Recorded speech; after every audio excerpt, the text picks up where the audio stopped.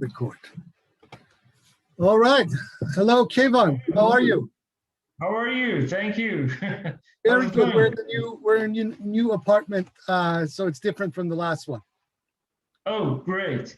And in Germany, everybody's suffering from the unpredictable weather, and the lockdown, as well. Everything seems a little bit, messy. It's also worse than that, because the High Court of Germany just ruled that these rent caps in Berlin are unconstitutional. It's a really stupid decision by the High Court. Really stupid decision, and unconstitutional, on the contrary. Okay, wait, let me tell you, let me begin with this. The other day I had a conversation with the Baha'i, I argued against, his statements, I said, just imagine, that Baha'i education, means a negative indoctrination, for children, because it teaches kids, to believe in Baha'u'llah, as a survivor, and to take part, only in Baha'i ceremonies, firesides, whatever, you name it. And I also, added another point that, to develop, their compassion for all, suffering being, to appreciate, the wisdom and experience of all the earth, denizens, to think freely without fear, without fearing the unknown, and to take responsibility for the action and for the world as a whole, they must, it is a must, to abolish the Baha'i teaching, He said, I want to know your take. He said, it's definitely groundless to criticize Baha'ism for lacking ethical, commitment or social responsibilities, In fact, the main problem with Baha'ism is just opposite. What do you think? I don't even know what he's saying here. He's saying that the Baha'is have the best morality, coded morality. Oh, he was saying, the Baha'ism actually summoned the best of, the panacea of the world, I don't even know what to say to this. Look, on the one hand, I'm sorry. Do you agree that, the existence of quote unquote infallible, administration body, like UHJ, actually kind of free the Baha'is, from, taking responsibility, yes, and cherishing the idea of responsibility. 100%. And it's in, see, I would argue that this entire concept of the infallibility of an institution, That's right. Okay. in itself is, as a position, it is negating any kind of ingrained natural morality, right? Or natural law, which in a sense, in its metaphysical trajectory, is what most scriptural revelations claim is the morality that God reveals to humanity. When you establish an institution and claim that your morality or your Sharia or your laws are still in progress, and that this institution is infallible, right? Right there, what they're doing is negating the very concept of a established morality, right? So in a sense, this authoritarianism is a species of the same kind of morality that we saw under the totalitarianisms of the 20th century, whether it be. No, that's precisely what I'm saying. That the UHJ actually, set them free from taking responsibility, any kind of responsibility, because they really can't believe in any higher power, that take care of the world, Well, That's ridiculous. look, who is that counselor, Rebecca something? She said this in about, I think it was about 2007, 2005 or something like that. I remember her name. She was a counselor, an African-American woman. She went on record saying that we don't want to see God with our own eyes. We want to see God with the eyes of the House of Justice, the USJ. And this statement is the ultimate statement of shirk, from any natural theological point of view, because what it is saying is that, it is through an established corporate body where they believe that the will of the divine is to be known. And this, even from its Baha'i trajectory, as problematic as that is a non-starter, because in the Kitab Aqdas, Baha'u'llah makes himself the ultimate authority on all of these various questions. The whole role of a House of Justice is to basically legislate on very minor issues that are not in the book. But, as far as Baha'u'llah himself is concerned, the whole morality that he is establishing is contained in the Kitab Aqdas, and then obviously in the corpus of his other writings. But what these Baha'is have made of it, in the way, especially these, this administrative order has developed since the time of Shoghi Effendi to the present, is that they have also to some degree had to compromise with that idea. Because there are so many elements in the scriptures of the Baha'i faith, or the rants of their founder, that are not that are not present for the present, pressing issues of the time. For example, and this is a question that a lot of Muslims always ask the Baha'is, and the Baha'is don't have an answer to, what are the penalties for rape, for example, right? What are the punishments, for example, on a wide range of stuff? What is the view of the Baha'i faith explicitly about homosexuality? Because the way that Baha'u'llah addresses this in his Kitab Aqdas is very vague, right? But excellent question, right? Because that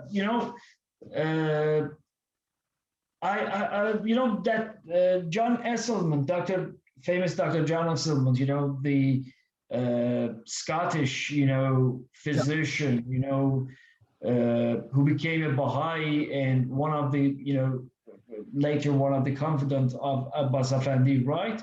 Mm-hmm. He said something to that effect, that, okay, right now the world is full of misery, okay? And therefore, it is our duty, to take the responsibility, But, Hajir Bahamin, one of the, high-ranking officers working for Baha'i, international agency, Baha'i Internet Agency, sorry, I correct again, Baha'i Internet Agency, BIA for short, right? Yes. Once they told me, because that conversation was sort of confrontational, I quoted, John Esselman as saying, okay, if the world is full of misery, it is therefore our duty to find solutions, right? Yeah. But he said, we Baha'is can't believe in any higher power that takes care of the world, punishes the wicked, rewards the just, and protects, from, famine, plague or war. We flesh and blood mortals, must take full responsibilities for whatever we do or don't, only according to what universal House of Justice, yields down. Well, they're admitting that they're a cult, but let's look at this. The Baha'i writings, okay, have almost nothing to say about the nature of technology or technological manipulation. They have nothing to say about genetic and bioengineering or food monopoly. They have nothing to say about pornography, incest. There's nothing regarding pedophilia. Baha'u'llah, like I mentioned, only mentions boys, nothing about homosexuality, no guidance on biomedical ethics or euthanasia, no punishments for rape. Incest, for instance, incest that you just mentioned is no big deal to Baha'is, right? There's no, let me finish. There's no guidance on biomedical ethics or euthanasia, no punishments for rape or even acknowledgement of it as a human crime, nothing about the nature of industrialization, pollution, the environment, and environmentalism, no guidance about, the nitty-gritty about a form of government that would be good, although some of these Baha'is claim it does, like, for example, Sen McLin. But, when you search the writings of Mirza Hossein Ali Nuri, there's nothing in there, really. A lot of, very high platitudes, etc. Nothing about the nature of mass media or media manipulation, nothing about the nature of business or monopolies, nothing on an intricate discussion of economics, banking, usury, or the nature of money. None of these are in the Baha'i writing, and you can just expand this list, onwards. The Bayan, to its ability, does address a lot of these, not all of them, obviously. But the thing is, the Bayan does not require, even in the absence of mirrors, it does not require an infallible body to legislate on these issues that are not explicitly in the book either. True. So Right, the Bayanis true. are completely free to make their own decisions about these issues. Exactly. Yet for exactly the same reason, I'm saying that the Baha'i, need not to take full responsibility for the crimes and failings of, modernity, from genocides to ecological, degradation, right? Instead of praying for miracles, they ask what we can do to help. Yahyai, please write to us what we can do. For instance, the values you just sorted are, chief values of, a free world. Yeah. None of these values is exclusive. For instance, Jews, also value the truth. Christians value compassion. Muslims value equality. Hindus value responsibility, and so forth and so on, But what about the Baha'is? Place them in the spectrum. What is the Baha'is? What is it the Baha'is are carrying with? It's interesting you say that, because a long time ago, I remember at a Baha'i fireside, this is going back to the early 1980s. My father had this conversation with someone, an American Baha'i, and their response was that, Baha'i has equality, what none of the other religions have. But the fact of the matter is that Baha'i does not have equality in any shape or form. They may give lip service to us, even in the Kitab al-Aqdas, and this, a lot of the debates that emerged in the 1990s through that talisman at Indiana EDU list revolved around the issue of the women, of the service of the women on the universal house of justice. And, the arguments that these liberal Baha'is were putting out were attractive, but they're also sophistic, because when you read the text themselves, Baha'u'llah is very explicit. He's saying the Rijal al-Baytul Ad.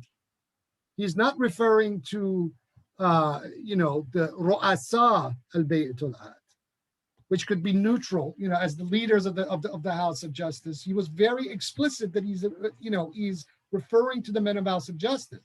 And then you have this very weird responses by Abbas Effendi Abdul Baha over this question, where he then categorically excludes women and says that the reason will become apparent as the noonday sun at some point in the future. Then we come up to the era after Shoghi Effendi, and whenever this question has come up, the answer is an extremely sexist and misogynist one, wherein they say that women can't serve in the House of Justice because they are childbearing.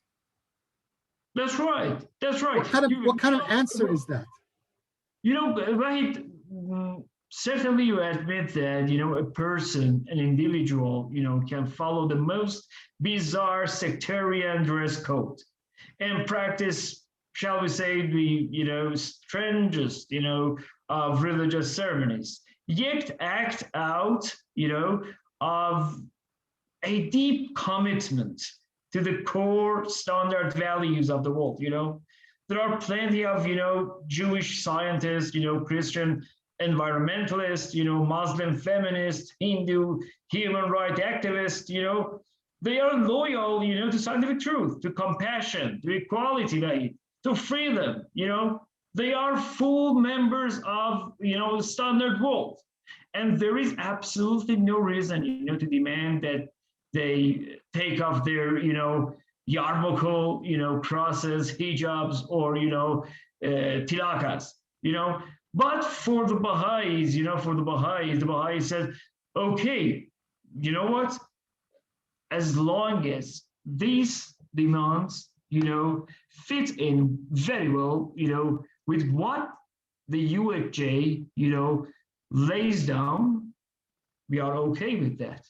Otherwise, we are not about to abide by these rules. What does that tell you? What that tells you is that despite their lip service to the concept of unity in diversity, they don't actually believe in it. That is a very strategic. It's a strategic iltizami, as we say in Farsi and Arabic, slogan for a period of time that they're using. Otherwise, a real unity in diversity means that people have basic common respect for the humanity of other religious, practitioners, right? But there are various practices happening simultaneously. Pluralism. That's right. But for instance, despite repeated failures, in their, elections, strange type of elections, and despite the fact that even in places with the established tradition of the kind of election, these people, still keep going on, that's stupid, why? There is, as if there is no such thing as feedback, in the Baha'i machinery, they're not going to, correct anything. They are not going to, improve anything based on, the feedback, So it is, I believe, Baha'ism, as a whole, is an isolated and reclusive example, to set before people, for instance, capitalism too began as a, very open-minded, theory, but gradually, like Bahaism, solidified into a dogma, right? Many capitalists, keep repeating that, okay, the mantra of free markets, and economic growth, irrespective of realities on the ground. Okay, no matter what, awful consequences occasionally result from, modernization, right? Industrialization or privatization. Capitalist true believers, dismiss them as mere growing pains. We are doing that for the greater good, and promise that everything will be made good through a bit more growth. Exactly what Baha'is is. Exactly what the Baha'is are saying. True? Yeah. Are you with me on this point? And this dogma is very harmful, because just as some religious cults, they have not benefited humanity, so they have, they are carrying, a very dangerous dogma, and that's particularly true of, the doctrine of, for instance, Jim Jones. you know, the people of Jamestown, you know, believe in James Jones, you know, bears a very tight and precise resemblance to that of the Baha'is, you know, to the way the Baha'is, you know, are, you know, giving their allegiance to the Yahyai, you know, and I believe sometimes, even sometimes they put the Yahyai on top, you know, on top, way above Abdul Baha or, you know, Abbas Effendi or, you know, Baha'u'llah and even Shoghi, you know, Well, I Yahyai, you mean, know, the current, I've said this before, the current Baha'i cult has really as its central figure Shoghi Effendi. And then the current charismatic source of authority is obviously the administration, so their bureaucracy. So what you're dealing with by the contemporary Baha'is is a worship of bureaucracy, their administrative order. And these people are so far, I mean, as warped as the Baha'i message itself is in its full spectrum, what this has now become is even more warped than that, right? And this is why they're not attracting anyone. I mean, as much as, you know, they have run successful marketing campaigns at various stages and attracted people and recruited people. At this time, you know, wherever you look, they're not recruiting new blood, you know. But in a sense, and we've talked about this before in the past, in a sense, the elites that are running this thing don't really care. no, they don't. Because they're there because they have a very successful strategy in managing what they have, right? If the community expanded and they actually got the so-called entry by troops, this would actually be detrimental to the interests of these people, especially because the new people who would be coming in with a level of idealism, and immediately they would be met with this authoritarian cult, and you know, they would start to question and create trouble and, you know, all the usual stuff.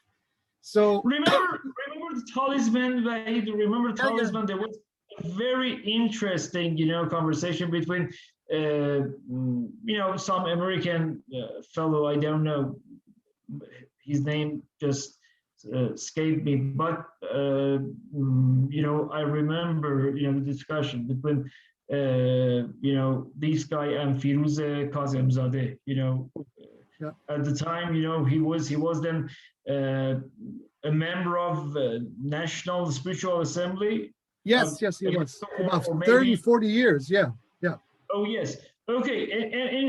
And this guy, you know, as far as I remember, this guy, you know, pointed out that, okay, Mr. Kazemzadeh, if you believe that each and every individual is naturally endowed with a right to freedom of opinion, you know, this censorship, therefore, you know, violates some laws of nature, you know. We miss the truth about humanity, you know, as long as you define yourself, you know, and you address as in, you know, because Firuze Kazemzad said, you can't campaign your demands, you know, as, for instance, the Americans do over some political grounds. And he said, you know, for the record, in, you know, Baha'i faith, you know, in Baha'i faith, the desirable system, you know, is a very complex merge and combination between autocracy, you know, and some aspect of democracy, to say the least, you know. But the thing is, as all history has proven, and as Aristotle very eloquently put in his Politics. And my question for you is, if Nonsense. the Baha'is are committed, if they are committed to the truth of, you know, liberty, you know, should they empower, you know, the algorithms, your instructions that decipher and fulfill their hidden desires? Is that moral? because they condemn, time and again, they have condemned, the secular, the secular institutions, the democracy and stuff like that. And the alternative, as they said, the alternative is the current administrative body of, the Baha'is, Let me tell you something. What someone said to me this about 20 years ago. This is an individual, a Baha'i in San Francisco. His first name is Dan. I forget his last name. And he said to me when he went to Haifa, he eventually left the Baha'i faith altogether. He said to me that it really struck him how much the USJ organization was trying to emulate the Vatican, that they almost had an envious kind of view of Roman Catholicism. And then he put this question to a few people working there, and they very unashamedly said, yes, we seem to emulate that model of the Roman Catholic Church and even go beyond it. So if they're not hiding this fact, and they're quite proud of the fact that they want to be like the RCC, they want to be like the Roman Catholic Church, and it's authoritarianism, proven authoritarianism, then it's pretty obvious what we're dealing with, except they're Roman Catholicism without a pope. We only have the cardinals, and that is an oligarchy. It is not, there is no element of democracy at all to this. There have been elected oligarchies throughout history. Venice was a perfect example of an elected oligarchy, but they never made, some scholars have tried to make Venice into a kind of a proto-democratic experiment, but it wasn't. It was an oligarchy because it was controlled by several families. Same with Florence. So we are dealing with a very rigid oligarchical form of dictatorship, a totalitarian oligarchy. It doesn't matter that you don't have a guardian at the realm to make the system a one-man dictatorship. This is a dictatorship by a collective of 9. And as you said, they have developed, a very impressive arsenal of, dogmas, arguments, and defenses, against standard value. And I personally believe that Baha'ism should be equated with Stalinist dogmatism, or with bitter fruits of Western imperialism and runaway colonialism.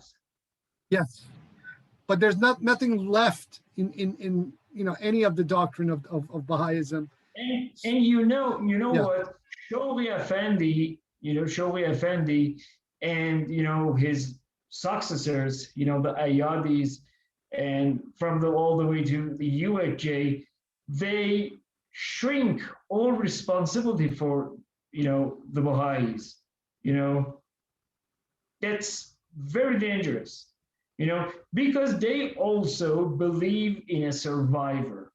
They believe, okay, like Jesus Christ, who was crucified, and therefore, he's addressed as a survivor, they are also somehow saying that, okay, Baha'u'llah is survivor, You might well argue. Someone that we're going to talk about in the next. Argue this is all the fault of people misunderstanding and distorting the core teachings of Baha'u'llah.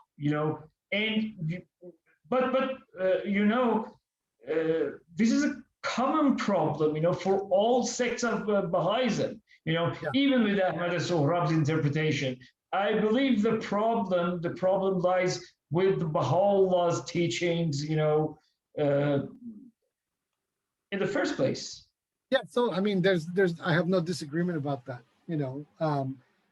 As I was about to say, someone recently, and this is because of this friend of mine who recently had an argument with Dale Husband, but we're not going to talk about him in this podcast. We're going to talk about him in the next podcast.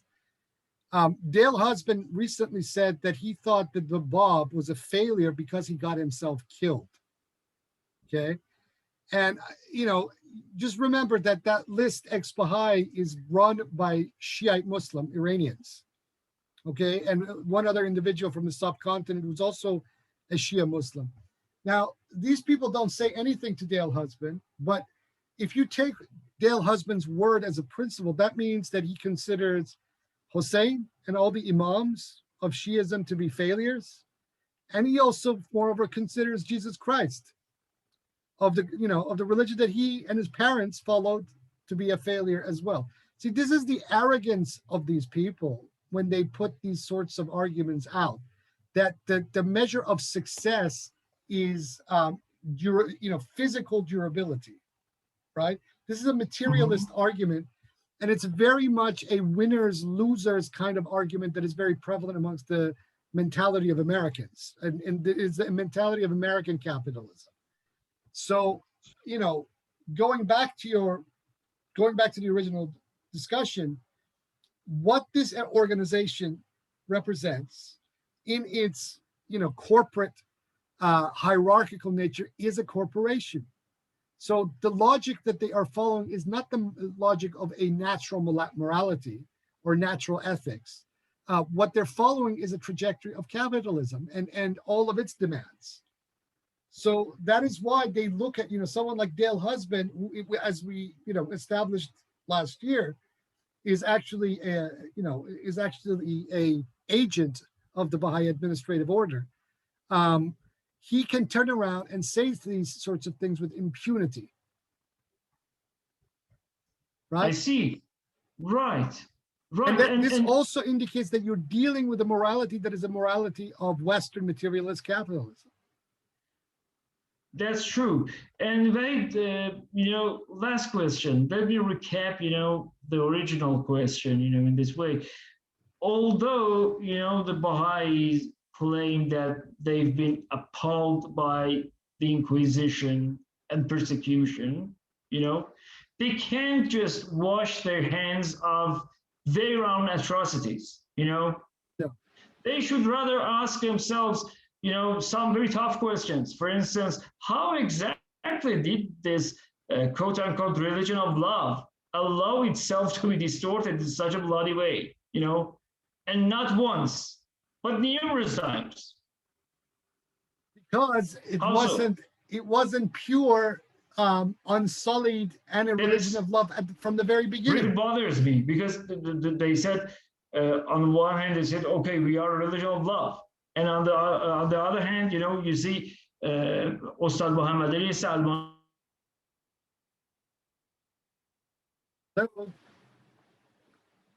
Looks like we have lost Keyvan. So I will leave it there, and hopefully when he establishes internet, we can. Well, no, we got him back. Right. We just lost you, Keyvan. We just lost you briefly, but you're back. Okay. Can you hear me right then? Yeah, now I can hear you. Yeah. Okay. I'm gonna repeat my question. Okay. I said basically the Baha'is, are nagging that they are appalled, by the Inquisition, and by oppression and persecution, But my point is, they can't just wash their hands of their own atrocities, No. They should rather ask themselves, this tough question: how exactly did their quote unquote religion of love, allow itself to be distorted in such a bloody way?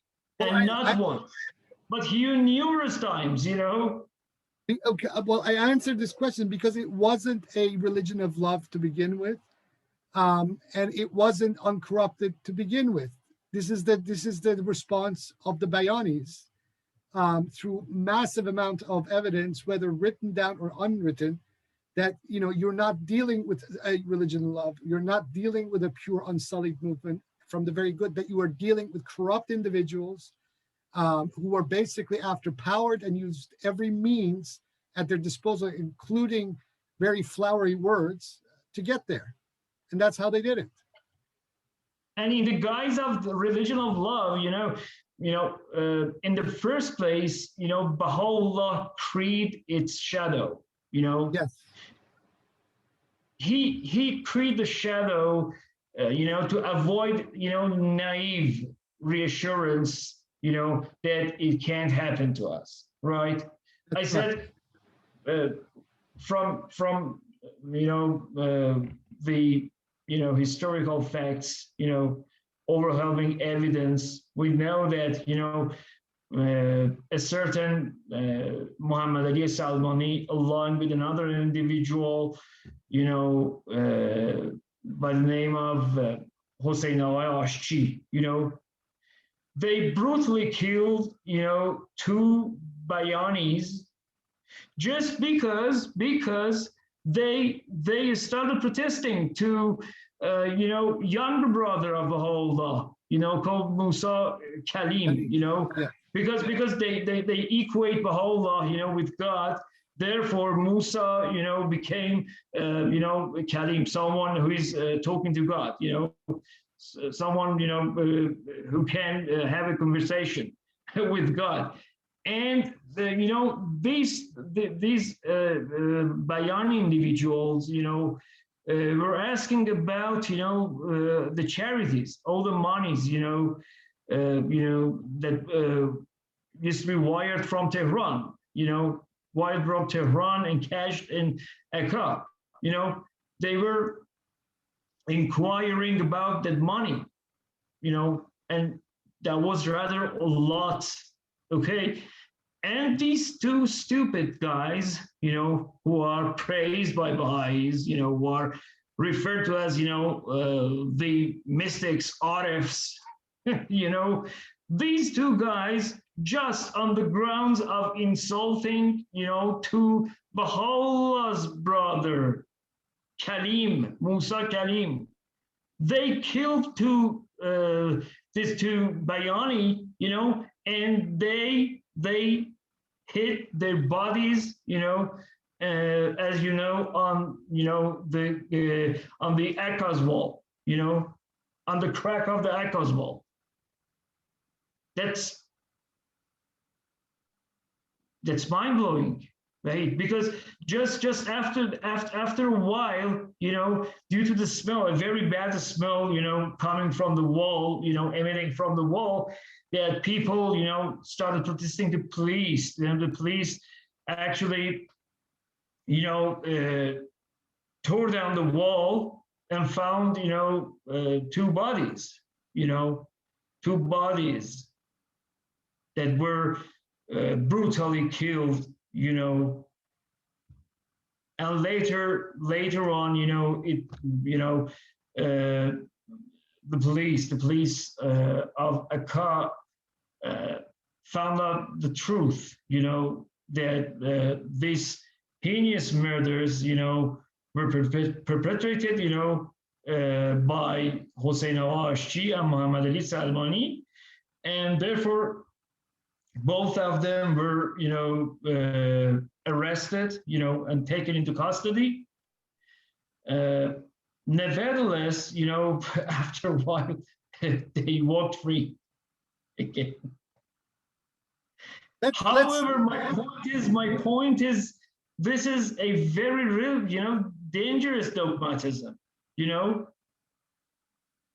because they are not terrified of their shadow, the shadow that Baha'u'llah lays down in the first place, If you believe in an absolute truth, revealed by a transcendent power that they claim Baha'u'llah is, a transcendent power, you can't allow yourself, to admit any error, for that would, nullify your whole claim, Well, maybe, look, maybe not Baha'u'llah himself, right? But surely his servants and the Aghnam Allah, the sheep of God, can admit to error. This is the sign of Look, in the Shia Hadith literature, right? The Imams who are infallible, right? They even themselves, whether it's in the prayers or if it is in the Hadith when they're counseling their disciples, they are always saying that they fall short of the absolute, even though as far as classical Shia theology is concerned, they are the face of God to humanity. Per the Hadith, Nahnu wajh Allah. So you also see this in the prayers of the primal point. There is a lot of this in the prayers of the primal point, where you have this all these tropes that, for example, that you see in the Sahifei Kamale Sajjadiyeh, where the Imam, the infallible, is pleading with the Almighty in his weakness, in his marbubiyah, in a state of being lorded over to the Rabb, right? This is the representative of God on earth who is talking this way. Or Jesus in the Garden of Gethsemane is another example of this. But we don't find this sort of humility in the vehicle of the divine within the Baha'i narrative. Baha'u'llah is extremely arrogant, throughout his entire writings, everywhere. Very right? arrogant, yes. The Bab, the primal point, can say at one point, Innani ana Allah, la ilaha illa ana, verily I am God, there's no other God besides me. But then elsewhere in the prayers, he will say, As'alaka ya Rabbi, Bizafika, oh God, I ask you, Bizafi, not Bizafika, Bizafi. I ask you, oh my God, from my Zaf, from being incompetent towards you. In other prayers, you see this with Soba Azal as well. And this is the question that is asked. Who and what are these prayers by whether the Imams or the Prophet of Islam or the primal point in Soba Azal? On whose behalf are these prayers, coming for? Are they merely these rhetorical devices that are meant for the usage of their flock only, or did they begin as spontaneous, these spontaneous pleas from the heart of the divine vehicle towards the ultimate that is all encompassing? Exactly. And let me rephrase your question. If you want, your religion, to lead the world, my first question to you is, to the Baha'is, as a matter of fact, what was the biggest mistake that your religion, committed? What did it get wrong? If you can't come up with something serious, I, for one, would not trust you, obviously. And one of the fellow Bayani followers, asked me to ask you a question. Could you amplify, the points raised by Vandy Moment? You read, actually her forward, on Mujan Moment's book, right? Remember that forward, right? Could you amplify, the points, or the core of that article? This will get into such a long-winded discussion. Let us leave it here because we've covered quite a lot of ground. This is the second and final part of Baha'ism and moral dualism, or moral duality. I want to make this point as the final point, right? Moral dualism vis-a-vis the Baha'is is the following, in that they pay lip service to some very vague concept of a natural morality. But this natural morality is subject to the assent of an authority, right? So that this authority in the present time, being the universal house of justice, can actually contravene the principles of the natural morality. Whereas with a consistent morality and a consistent, natural morality, or even a metaphysical divine morality, these moralities, right, are eternal, right? Even if human beings fall short of them all the time, the whole point of divine revelation is to remind human beings, do this, don't kill people, don't do this, don't do that, don't backstab, be consistent, tell the truth, all these sorts of things, right? When moral dualism arises at the point where it is a form of cognitive dissonance, where on the one hand you're claiming morality, but at the same time you're justifying or rationalizing where this morality should be discarded. And this is where this comes in with the Baha'is. And I think we should leave it there, because otherwise we're going to get into other questions that I think we should leave for another podcast, that where we get to explore much more in But depth. just a brief answer to that. Could you wrap it up, very briefly? She said she was basically reacting to the charge that I had actually made initially, that Baha'ism's whole value system is a very much a Anglo-Saxon morality and an Anglo-Saxon perspective, a Weltanschauung, great word in German, because it encompasses so much in the original German, that the fundamental worldview of the Baha'is is a completely Anglo-Saxon one, despite their pretensions of their origins in the East, which they came from.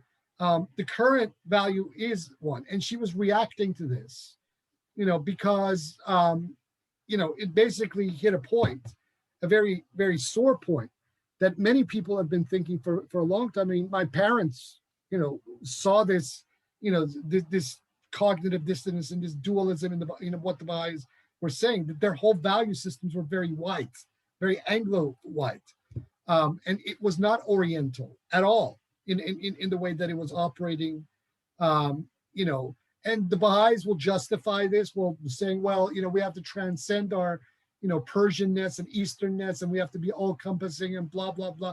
There are people from Africa, people from South America, here, there.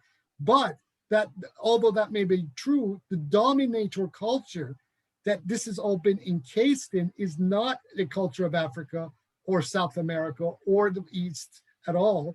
It is a completely Anglo-Saxon culture. And so what she was doing was trying to dismiss this argument, completely, although all evidence, demonstrable evidence and analysis shows that this is absolutely the case, that what you're dealing with, first of all, is very much a mentality connected in every way to validating the white Anglo-Saxon capitalist worldview. They're not. So did she actually, kind of state that the Iranian community, fell short of, any credibility? They've been. I mean, the Iranian Baha'i community has a lot of problems, and they operate as a compact mafia in themselves. I'm talking about the Iranian community, because she was obviously arguing, that the Iranians, fell short of any credibility. They lost the credibility. Yeah, she was attacking the Iranian Baha'i community very subtly, not very explicitly, but yeah, that whole that's what she was doing. She was attacking the Iranians. And I looked at this argument because she was also responding to things I had been saying. And I looked at this as very unfair, because yes, the Iranian Baha'i community has enormous amounts of cultural problems, enormous.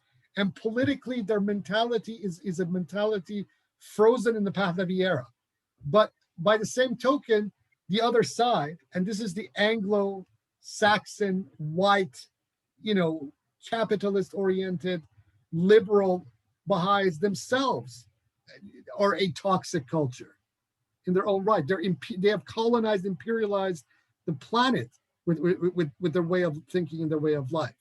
There is a much longer trail of blood and destruction with these people in the West than there is for all the dysfunctionality of the Iranian Baha'i culture, which it is dysfunctional in every conceivable way. But compared to this, it is a toddler. It is nothing. So it is a lopsided argument that she is presenting, and it's an extremely Orientalist argument that she's presenting. But it also told me, when that book came out, that these people are extremely sensitive to this accusation, because it is true. And keep in mind, Wahid, that the title speaks for itself. Baha'ism in Iran, an elegy. Yeah, yeah, of course. You know? Yeah, and it is in from the way that she was addressing it, it is a completely whataboutist fallacy that she was engaging in, and this is very strange for a former judge of the British court system to be engaging in this sort of argument about this sort of fallacy and non sequitur that she did, but she did. So that's the way it is, and she was obviously responding to things that I had been saying publicly, especially on Talk Religion Baha'i, for years. So yes, she was let's unofficially, responding, to your criticism. Yeah, and so this is one of the reasons why I am enemy number one to these people, is because I call the truth, and they don't like the truth to be called. But like we've also covered in the past, those who want to cover the truth are kuffar, by the very definition of the word in Arabic. To cover the truth. But let's leave that here for now, because we have a much bigger subject that we have to tackle. Exactly. So that's the last part of the moral duality, dualism, moral dualism, and the Baha'i Mafia actually. And in the next podcast, we'll be talking about, as you said, much bigger problems and more interesting, and thrilling subjects, right? About extremely twisted, but unfortunately that is the situation. Yeah. About the people who are rallying behind, the Baha'is, but disguised as, a bunch of bigoted Muslims, or ruthless Christians, and that would be the theme of our next podcast. Yeah. Okay. Thank you very much, for taking time. Hopefully, we will be carry on,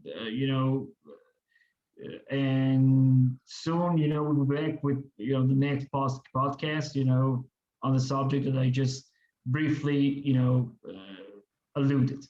Thank you very much. Thank you.